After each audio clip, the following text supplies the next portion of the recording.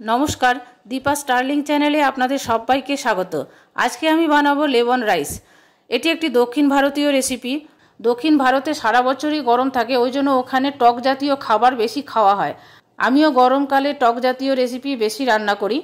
গরমের সময় খুবই রুচিদায়ক এই রেসিপিটা। চলুন দেখে নেওয়া যাক লেমন রাইস বানানোর ভিডিওটা। প্যানের মধ্যে দিয়ে দিলাম 3 টেবিল চামচ রিফাইন্ড অয়েল।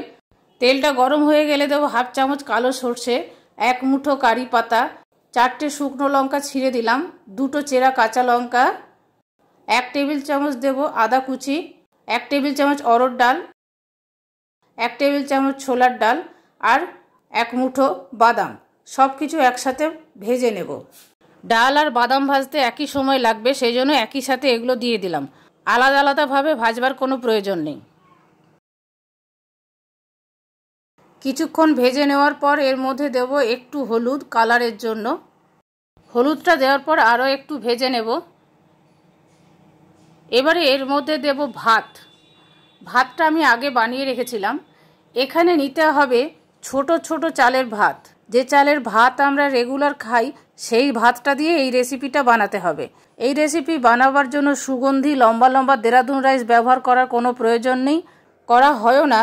তাছাড়া দেরাদুন রাইস দিয়ে বানালে এই রেসিপির যে টেস্ট সেটা ঠিকঠাক পাওয়া যাবে না। রাত্রের বা দিনের বেঁচে যাওয়া ভাত ফেলে না দিয়ে এইভাবে বানিয়ে নিতে পারেন, খেতে কিন্তু খুবই ভালো লাগে। দেব স্বাদ মতো নুন। এই রেসিপিতে চিনি দেওয়ার কোনো প্রয়োজন নেই। এইরকম একটা মিডিয়াম সাইজের পাতিলেবু আমি নিয়েছি, এর 3 ভাগের রসটা আমি দেব। আপনারা যদি বেশি টক খেতে পছন্দ করেন পুরোটা রসই দিতে পারেন। প্রথমে 4 ভাগের 1 ভাগের রসটা দিয়ে দেব, তারপরে ওই লেবুরই হাফের রসটা দেব। রসটা দেওয়ার পর আর একটু ভেজে নেব ভাতগুলো। খুবই মুখরোচক রেসিপি। মুখে যদি রুচি না থাকে আপনারা এইভাবে ভাতটা বানিয়ে খেতে পারেন, মুখে রুচি ফিরে আসবে। গরমকালে অনেক সময় মুখে রুচি থাকে না, তখন এই ধরনের রেসিপিগুলো খুবই রুচিদায়ক হয়। মাঝে মধ্যে অতিরিক্ত গরমের সময় আপনারাও বানিয়ে নিতে পারেন এই ধরনের টক ঝাল মুখরোচক রেসিপিগুলো।